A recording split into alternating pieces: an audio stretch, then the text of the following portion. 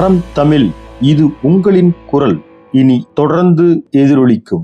ஆனந்தமாய் என் அறிவாய் நிறைந்த அமுதமுமாய் வான் அந்தம் ஆன வடிவுடையாள் மறை நான்கினுக்கும் தான் அந்தம் ஆன சரணார விந்தம் தவள நிற கானந்தம் ஆடரங்காம் எம்பிரான் முடி கண்ணியதே. கண்ணியது உன் புகழ் கற்பது உன் நாமம் கசிந்து பக்தி பண்ணியது உன்னிரு பாதாம்பயத்தில் பகலிரவாய் நன்னியது உன்னை நயந்தோர் அவயத்து நான் முன் செய்த புண்ணியம் ஏது என்னம்மே புவி ஏழையும் பூத்தவளே. கதிர்வெடித்து பிழம்பு விட கடல் குதித்து சூடாற்ற முதுமை மிகு நிலப்பரப்பின் முதல் பிறப்பு தோன்றிவிட நதி வருமுன் மணல் தருமுன் நலம் வளர்த்த தமிழனங்கே பதிமதுரை பெருவெளியில் பாண்டியர்கை பார்த்தவளே. நின்னை யான் வணங்குவதும் நீ என்னை வாழ்த்துவதும் அன்னை மகற்கிடையே அழகில்லை என்பதனால் உன்னை வளர்த்து வரும் ஒன்புகழ் சேர் தென்புலவர் தம்மை வணங்குகின்றேன் தமிழ்ப்புலவீர் வாழியரோ என்ற கவியரசர் கண்ணதாசனுடைய மாணிக்க வரிகளை முன்வைத்து அறிவார்ந்த இந்த சபையை அன்பு நிறைந்து வணங்கி மகிழ்கிறேன். அருமையான இந்த சபை கூடியிருக்கிறது. கூட்டுவித்தால் யார் ஒருவர் கூடாதாரே என்று சொல்வது போல் இதை கூட்டுவிப்பதும் பேசுபவர்களை ஆட்டுவிப்பதும் ஒரு கிருஷ்ண லீலையாகவே நடந்து வருகிறது. அதனை நிகழ்த்துகிற திரு கிருஷ்ணன் அவர்களுக்கு கண்ணதாசன் ரசிகர்கள் சார்பில் ஒரு வணக்கத்தையும் நன்றியையும் தெரிவித்துக் கொள்கிறேன். இந்த சபையின் மேலார்ந்த பெருமைகளில் ஒன்று கவியரசர் அவர்களுடைய புதல்வியார் மதிப்பிற்குரிய தேன்மொழி ஆட்சி அவர்கள் 2 நாளும் வருகை தந்து இங்கே அமர்ந்திருப்பது கவியரசரே நேரில் வந்த ஒரு நிறைவை தருகிறது. அவர்களுக்கும் என்னுடைய வணக்கங்களை தெரிவித்துக் கொள்கிறேன். கவிஞரனுடைய மூத்த மனைவி பொன்னம்மாள் ஆட்சியினுடைய புதல்வி தேன்மொழி ஆட்சி அவர்கள். பொன்னம்மாள் ஆட்சி அவங்க செவித்திறன் குறைந்தவர்கள். கவிஞர் என்ன செய்தார்னா, அவங்க திருமணமாகி 25வது ஆண்டில் ஒரு பாட்டு எழுதினார் தன் மனைவியை பற்றி. தாழையாம் பூமுடித்து தடம் பார்த்து நடை நடந்து வாழை இலை போல எந்தன் வாசலுக்கு வந்த மயில் மானமே ஆடைகளாய் மரியாதை அணிமணியாய் நாணமாங்காலெடுத்து நடந்து வந்த வண்ணமலர் அப்படின்னு எழுதினார். பொதுவாக அவங்க நகரத்தார்களில் மாமன் மகன் அத்தை மகள் திருமணம் என்பது தான் அதிகம் நடக்கும். ஆனால் பொன்னம்மாச்சி கவிஞருக்கு அத்தை மகள் அல்ல. அதை கவிஞர் குறிப்பிட்டார். அத்தை மகள் அல்ல அந்நியன்தான் என்றாலும் சத்தியத்தில் வந்துதித்த சமர்த்து குலமகள் தான் என்று தன் மனைவியை எழுதினார். அந்த கவிதையில் அந்த அம்மாவை பற்றி சொல்றப்போ அருமையாக ஒரு இடம் சொல்லுகிறார். அவங்களுக்கு செவித்திறன் குறைவுன்னு சொன்னேன். செவிகள் பழுதானாலும் சேவை சிறப்பால் என் கவிகள் பழுதாகாமல் காத்து வந்த ராஜாத்தி என்று பாடப்பெற்ற அம்மையாருடைய புதல்வி இங்கே வந்திருக்கிறார். அது எங்களுக்கெல்லாம் மூத்த சகோதரி மாதிரி. கவிஞரை நாங்கள் எல்லாம் தந்தை ஸ்தானத்திலே வைத்து பார்ப்போம். அவர் பெற்ற பிள்ளைகள் 14-15 பேரா, நாங்கள்லாம் அவர் பெறாத பிள்ளைகள். அந்த வகையில் கவியரசர் கண்ணதாசனுடைய அறம் பொருள் இன்பம் என்கிற வரிசையில் வீடு குறித்து இன்றைக்கு நாம் சிந்திப்பதாக இருக்கிறோம். பெரியோர்களே, நம்முடைய தமிழர் மரபில் எதை செய்தாலும் வீடு என்கிற சிந்தனையோடு செய்தார்கள். வீடு பெற்றுக்கான வழி என்ன என்று யாராவது கேட்டால் அது நாம் வசிக்கிற வீட்டிலேயே இருக்கு. நான் ஒரு கல்லூரியில் கேட்கிற போது மாணவர்கள் கேட்டுக்கொண்டிருந்தார்கள். நான் பேசினேன். வீட்டில் முதல்ல என்ன இருக்குன்னு கேட்டேன்.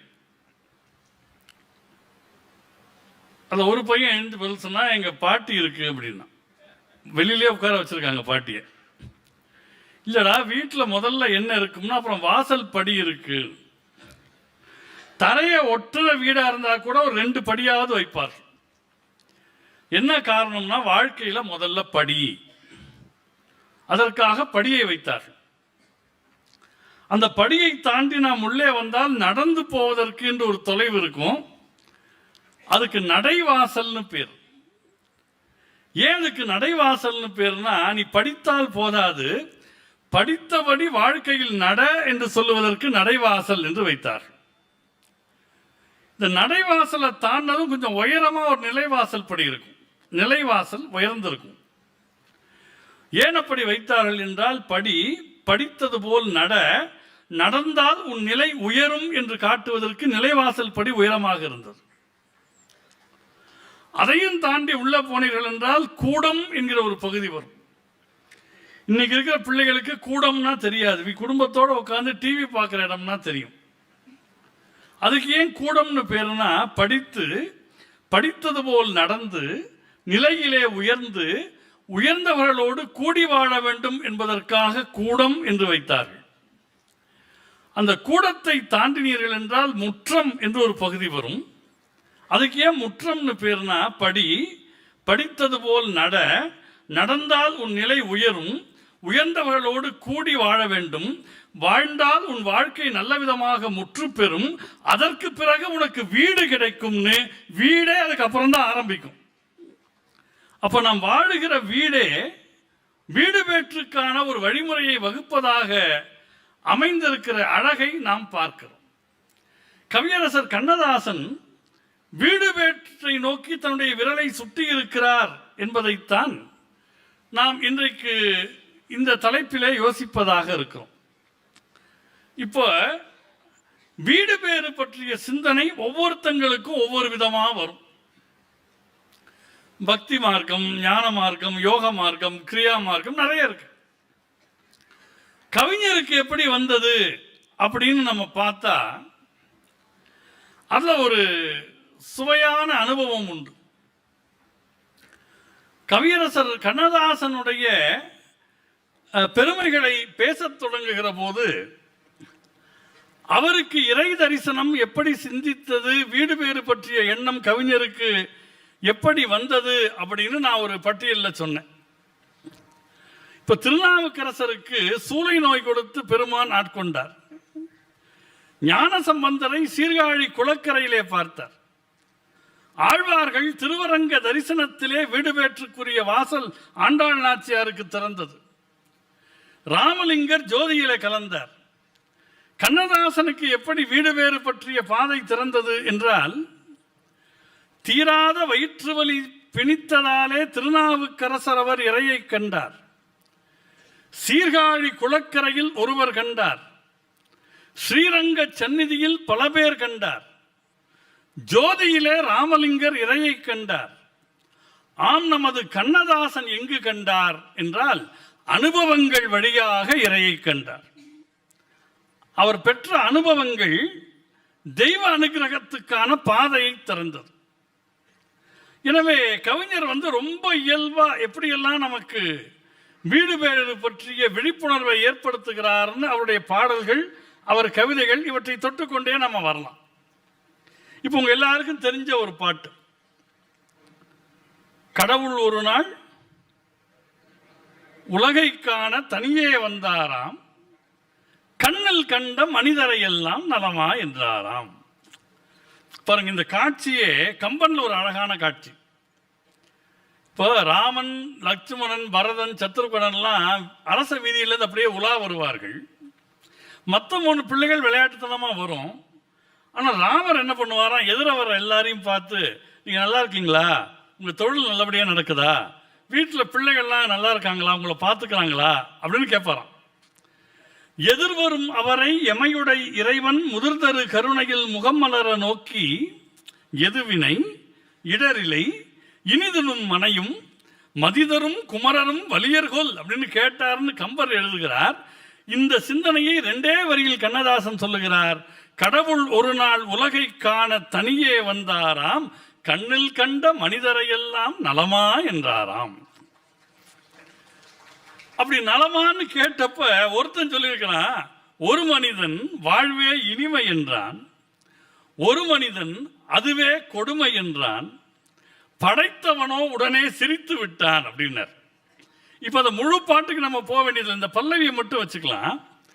இந்த உலகம் ரொம்ப இனிதுன்னு ஒருத்தன் சொல்றான். இந்த வாழ்க்கை ரொம்ப கொடிதுன்னு ஒருத்தன் சொல்றான். இத கடவுளுக்கே அது என்னன்னு புரியலைன்னு கண்ணதாசன் அந்த பாட்டை கொண்டு போவார். ஆனால் இந்த பாட்டுக்கும் ஒரு 2000 வருஷத்துக்கு முந்தைய சங்க இலக்கியத்தில் ஒரு வரிக்கும் ஒரு அழகான தொடர்பு இருக்கு. இப்போ ஒரு சங்க புலவர் சொல்லுகிறார், இந்த உலகம் இருக்கே ரொம்ப கொடுமையானது, இதில் இருக்கிற இனிமையை அதன் இயல்பு தெரிஞ்சவங்க பார்த்துக்குங்கிறார். இது எப்படி இருக்கு? ஒருத்தங்கிட்ட ஒரு 10 கிலோ பச்சை மிளகாய் கொடுத்து இது சாப்பிட்டா ரொம்ப காரமா இருக்கும், இதோட இயல்பு தெரிஞ்சவங்க அதோட இனிமையை புரிஞ்சுக்குங்கன்னா, ஒன்று கொடுத்தவன் பைத்தியமா இருக்கணும், இல்லை வாங்கினவன் பைத்தியமா இருக்கணும். ஆனால் அந்த சங்க புலவன், அறிவார்ந்த புலவன் சொல்லுகிறான், இன்னாதம்மை உலகம், இந்த உலகம் கொடுமையானது, இனிய காண்க அதன் இயல்பு உணர்ந்தோரே. இதுல ரொம்ப முக்கியம் எதுன்னா அதன் இயல்புங்கிறது தான். இந்த உலகம் ஏன் தெரியுமா நமக்கு கொடுமையா இருக்கு? வேற ஒண்ணும் இல்லை, நம்முடைய சொந்த விருப்பங்கள், ஆசைகள், அகங்காரம், ஆணவம், இதை வைத்து நாம் உலகத்தை முடிவு பண்ண பார்த்தால் இந்த உலகம் கொடுமையானது. உலகத்தின் இயல்புக்கேற்ப நாம் நடந்தால் உலகம் இனிமையானது. அதான் இனிய காண்க அதன் இயல்பு உணர்ந்தோரே அப்படின்னு அந்த சங்க புலவர் சொல்லுகிறார். கவியரசர் கண்ணதாசன் இதை ரொம்ப அழகா தன் பாட்டில் சொல்லிட்டே வர்றார். இப்ப பாருங்களேன், உலகத்தை அதனுடைய இயல்புல பார்த்தா அது இனிமையாக இருக்கும்னா என்ன அர்த்தம்? ஆன்மீகத்தில் ஒரு மனிதன் முக்தி பெறணும்னா அவனுக்கு ஒரு விஷயம் நடக்கணும். அதை திருமூலர் உள்ளிட்ட பெரியவங்களாம் சொல்றாங்க. நான் அதுக்குள்ள ரொம்ப ஆழமான அந்த செய்திக்கு போல, இருவினை நேர் ஒப்பு அப்படிங்கிறாங்க. இன்பத்தை இன்பமா பார்க்கக்கூடாது, துன்பத்தை துன்பமா பார்க்கக்கூடாது. இரண்டையும் சமமாக பார்த்தால் என்ன நடக்கும்? இன்பம் அடங்கும், துன்பம் ஒடுங்கும்.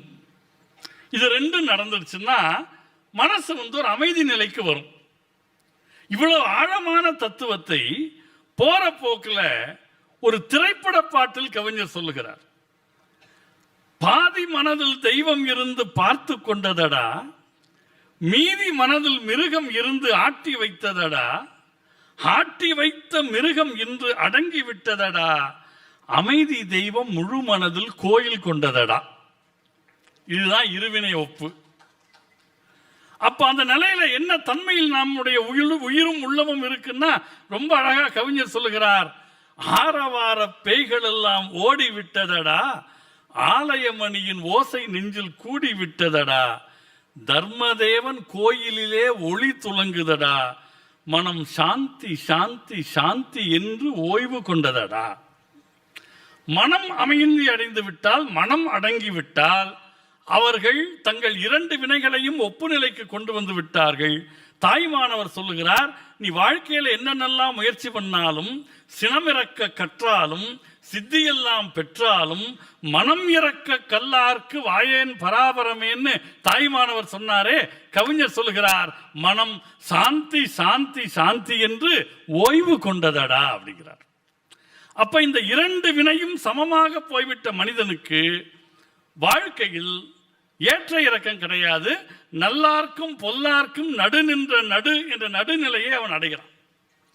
அப்படி அடைந்த பிறகு அதுவரை குறுகிய எல்லைகள் கொண்ட மனிதனாக, பர்சன் வித் லிமிடேஷன்ஸ், அப்படி வாழ்ந்தவனுக்கு என்ன நடக்குதுன்னா, அதுக்கு ஒரு ஓமை சொல்றார்.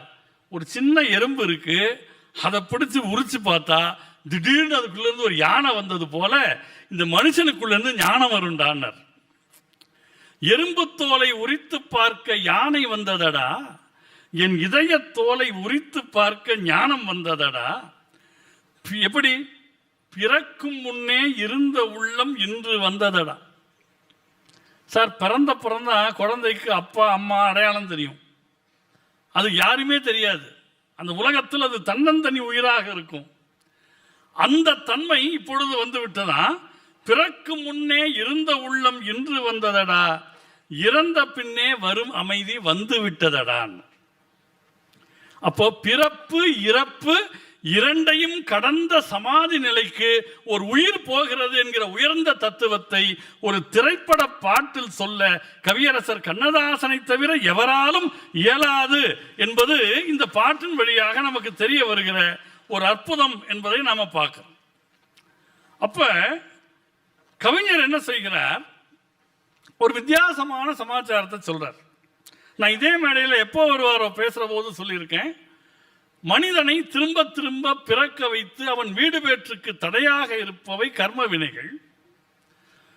சஞ்சித கர்மம், பிராரப்த கர்மம், ஆகாமிய கர்மம், அதெல்லாம் நம்ம பார்க்கிறோம். இந்த ஆகாமிய கர்மம்னு என்ன தெரியுமா, நாம பிறந்து வந்து இப்ப புதுசா கலெக்ட் பண்ற விஷயம். சஞ்சித கர்மம் பல பிறவிகளோட ஸ்டாக்கு. பிராரப்த கர்மம் இந்த பிறவிக்குன்னு மேல நம்ம கையில கொண்டு வர்ற இன்ஸ்டால்மெண்ட். ஆகாமிய கர்மம் நியூ அக்யூமுலேஷன். இல்ல, கடவுள் எதற்கு திரும்ப திரும்ப பிறவியை தருகிறார் என்றால், நீங்கள் பிறந்து பிறந்து உங்கள் பழைய கர்ம வினைகளை கழிப்பதற்கு கடவுள் ஒரு வாய்ப்பு தருகிறார். ஆனா இந்த மனுஷன் என்ன பண்றானா, பிறந்து பிறந்து புதுசு புதுசா வினைகளை சேர்த்துக்கிறான். இது ஒரு பெரிய பிலாசபி தானே. இந்த கவிஞர் சொல்றார் பாருங்க, உங்களுக்கு எல்லாம் தெரிஞ்ச பாட்டு, நினைப்பதெல்லாம் நடந்து விட்டால் தெய்வம் ஏதும் இல்லை, நடந்ததையே நினைத்திருந்தால் அமைதி என்றும் இல்லை. அவர் சொல்றார், பழைய ஒரு வினையை நீ முடிக்கலான்னு கடவுள் உனக்கு வாய்ப்பு கொடுத்தாரா, அவரை பொறுத்த வரைக்கும் நீ அதை முடிச்சுட்டு வருவேன்னு நினைச்சாரு. முடிந்த கதை தொடர்வதில்லை இறைவன் ஏற்றினிலே, தொடர்ந்த கதை முடிவதில்லை மனிதன் வீட்டினிலே. இவன் பாரு, இவன் தொடர்ந்து வளர்த்துக்கிட்டே போறான். அப்ப என்ன பண்ணணுமா, கடவுள் நீ போகிற பாதையில் சில பாதைகளை மாற்றிக்கொண்டே போவார். இப்போ ஒரு குழந்தை இருக்கு, அது கையில ஒரு பொம்மை இருக்கு, ரொம்ப நாள் ஆன பொம்மை. அந்த பொம்மை உடைஞ்சு போச்சு, கம்பியெல்லாம் நீட்டிட்டு இருக்கு. அந்த பொம்மை அந்த குழந்தைக்கு வேண்டான்னு அப்பா முடிவு பண்ணா ஒரு புது பொம்மை வாங்கி தருவார். என்ன நோக்கம், அதை பற்றி கொண்டு இதை விட்டு விடும்னு. ஆனா இந்த குழந்தை என்ன பண்ணும், அதையும் பற்றி கொண்டு இதையும் பற்றி கொண்டு தெரியுமா. அப்ப இந்த கையில் வந்து அந்த ஆணி குத்துனாலும் அது வலிச்சு அழுதுகிட்டே புது பொம்மையும் பார்க்காது, பழசையும் பார்க்காது. நாம் நம்முடைய வாழ்க்கையில் கடவுள் என்கிற தந்தை நமக்கு புதிய வாய்ப்புகளை தந்தாலும் பழைய நினைவுகளை பற்றி கொண்டே போகிறோம். அதுதான் நம் துன்பத்தினுடைய காரணம். இந்த கவிஞர் சொல்றார், எங்கே வாழ்க்கை தொடங்கும், அது எங்கே எவ்விதம் முடியும், இதுதான் பாதை, இதுதான் பயணம் என்பது யாருக்கும் தெரியாது. அப்படியா, அப்ப நான் என்ன பண்றது? அவர் சொல்றார், பாதையெல்லாம் மாறி வரும், பயணம் முடிந்து விடும். பாருங்க, நீங்க பிறந்ததுல இருந்து இது வெவ்வேறு டிரான்சாக்ஷன் லெவல்ல போயிட்டே இருக்கீங்க. After all the transformation you will go to a transition. அது நம்மளே அறியாம நடக்கும். கவிஞர் சொல்றார், பாதையெல்லாம் மாறி வரும், பயணம் முடிந்து விடும், மாறுவதை புரிந்து கொண்டால் மயக்கம் தெளிந்து விடும். அந்த புரிதல் தான் யாருக்கும் வரலங்கிறார். சரி, அப்போ இந்த கர்ம வினைகளை புதுசா சேர்க்க கூடாது அப்படின்னா, இந்த வாழ்க்கையில் நாம புதுசா வினைகளை சேர்ப்பதற்கு எது நமக்கு கை கொடுக்குது, எது காரணமா இருக்கு? இந்த நுட்பத்துக்குள்ள போய் பதில் சொல்றவர் கவிஞர் தான். அவர் என்ன சொல்றாரு,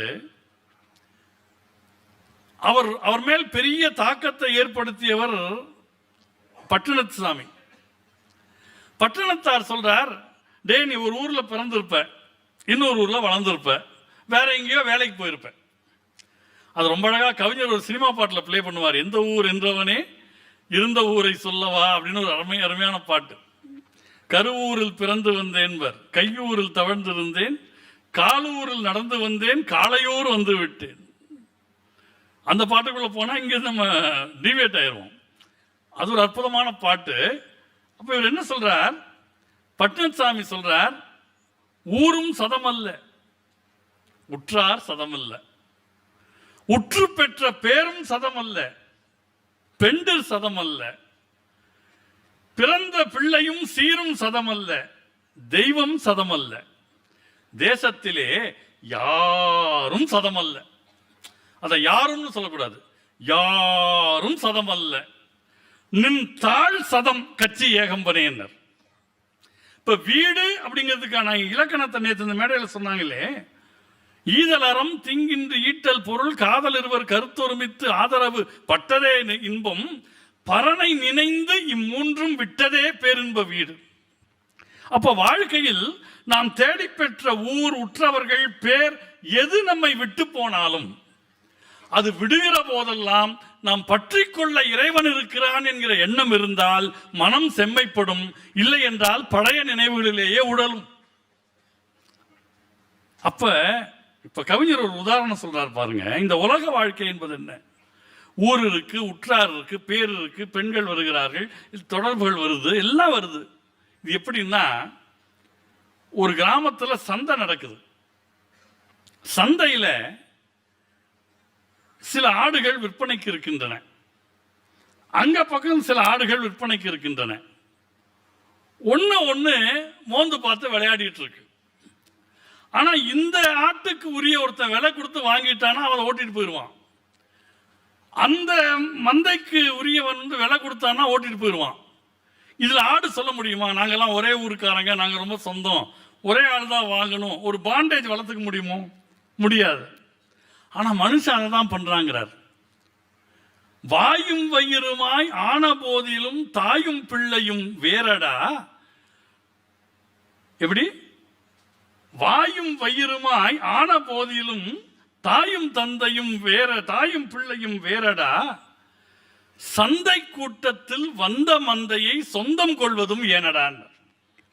நம்ம எல்லாம் சந்தையில வந்த மந்தைகள். அவங்களுக்கு இறைவன், நமக்குரிய தலைவன் நமக்குரிய நேரத்தில் நம்ம கூட்டிட்டு போயிட போறான். இதுல இவன் எனக்கு சொந்தம், அவன் எனக்கு பந்தம் என்று ஏன் சொல்லிக் கொண்டு திரிகிறீர்கள் என்பது கவிஞருடைய கேள்வி. இப்ப சொந்தம் எல்லாருக்கும் உண்டு, ஆடு மாடுக்கு உண்டு, கோழி சேவலுக்கு உண்டு. பெட்டை கோழிக்கு கட்டு சேவலை கட்டி வைத்தவன் யாரடா? அவை 8 குஞ்சுகள் இட்ட வேளையில் சோறு போட்டவன் யாரடா? வளர்ந்த குஞ்சுகள் பிரிந்த போதிலும் வருந்தவில்லையே தாயடா. மனிதன் வாழ்விலே துயரம் யாவுமே மனதினால் வந்த நோயடா அப்படின்னார். இது எவ்வளவு பெரிய ஒரு சிந்தனை! மனிதனால் வந்த நோய் என்னுடைய பற்றி கொள்வது. வேற ஒரு படத்துல கவிஞர் ரொம்ப அழகா சொல்லுவார், சொந்தம் எல்லாருக்கும் உண்டு, புழு பூச்சிக்கு உண்டு, அப்பா புழு குழந்தை புழு உண்டு, ஒன்னு பொசஸ் பண்றது இல்லை. ஒரு பாட்டுல கவிஞர் சொல்லுவாரு, சொந்தம் ஒரு கைவிலங்கு நீ போட்டது, அதில் பந்தம் ஒரு கால் விலங்கு நான் போட்டது. கடவுள் சில சொந்தங்களை ஏற்படுத்தி கைவிலங்கு போடுகிறார், நாம் அதன் மேல் பிரிய முடியாத பந்தத்தை போட்டு நாம் கால் விலங்கை போட்டுக் கொள்கிறோம். சொந்தம் ஒரு கைவிலங்கு நீ போட்டது, அதில் பந்தம் ஒரு கால் விலங்கு நான் போட்டது. அப்ப அடுத்த நிலையில பார்க்கிறார், யாரையுமே நீ பழகக்கூடாதுங்கிறீங்களா, சொந்தம் கூடாதுங்கிறீங்களா? கவிஞர் சொல்றார், அப்படி அல்ல, பழகுங்கள், அவங்க இயல்பை தெரிஞ்சுக்குங்கிறார். என்ன அவங்க இயல்பு? ஒன்றும் இல்லை, நீ நல்லா வளமா இருக்கிறப்ப வருவான், உனக்கு பிரச்சனை வர்றப்ப ஏமா வர்றான்னு பாருங்கிறார். வாழும் நாளிலே கூட்டம் கூட்டமாய் வந்து சேர்கிறார் பாரடா. கை வறண்ட வீட்டிலே உடைந்த பானையை மதித்து வந்தவர் யாரடா. பணத்தின் மீதுதான் பக்தி என்ற பின் பந்தபாசமே ஏதடா. துடிக்கும் நெஞ்சினை அணைக்கும் யாருமே அண்ணன் தம்பிகள் தானடா. அப்ப உறவுகள் என்பவை நிபந்தனையற்றதாக இருக்க வேண்டும். அது உங்களை பிணைக்கக்கூடியதாக, மறுபடி மறுபிறவிக்கு பிணிக்கக்கூடியதாக இருக்கக்கூடாது. அப்ப சொந்தத்துடைய இயல்பே என்ன? உங்ககிட்ட ஏதாவது வேலை நடக்கணுமா, வரும். உங்களுக்கெல்லாம் நல்லா தெரிஞ்ச இன்னொரு பாட்டில் அதை சொல்லுவார், ஆடிய ஆட்டம் என்ன, பேசிய வார்த்தை என்ன, தேடிய செல்வம் என்ன, திரண்டதோர் சுற்றம் என்ன என்பார். நீங்க செல்வத்தை தேடுனீங்கன்னா சுற்றம் திரண்டு வந்துவிடும். இதுல ரொம்ப அழகான இன்னும் 2-3 இடங்கள் இதை சொல்றாரு. நீங்க இந்த தாட் அப்படியே டிராவல் பண்ணிட்டே இருக்கலாம். கவிஞர் பாட்டுல யாரை நம்பி நான் பிறந்தேன் பொங்கடா பொங்கன்னு ஒரு பாட்டு. அதுல சொல்லுவார், பானையிலே சோறு இருந்தா பூனைகளும் சொந்தமடா, பட்டினிய பங்கு வச்சா பந்தம் இல்லே சொந்தம் இல்லே, யாரை நம்பி நான் பிறந்தேன் பொங்கடா பொங்க. என் காலம் வெல்லும், வென்ற பின்னே வாங்கடா வாங்க. அப்ப இதுதான் சுற்றத்தினுடைய இயல்பு என்று தெரிந்தால் உங்களுக்கு என்ன நடக்கும்? சட்டி சுட்டதடா, கை விட்டதடா. அதுல என்ன முக்கியம்னா புத்தி கெட்டதடா, அதெல்லாம் ஓகே, தப்பு கிடையாது. நெஞ்சை தொட்டதடா. சார், உங்களுக்கு பாதிப்பு சட்டி சுடலாம், கை விடலாம், புத்தி கெட்டு இதை பண்ணிட்டேன் அப்படிங்கிற உணர்வு உங்கள் நெஞ்சை தொட்டால் உங்களுக்கு மறுபடியும் வளர்ச்சி உண்டு.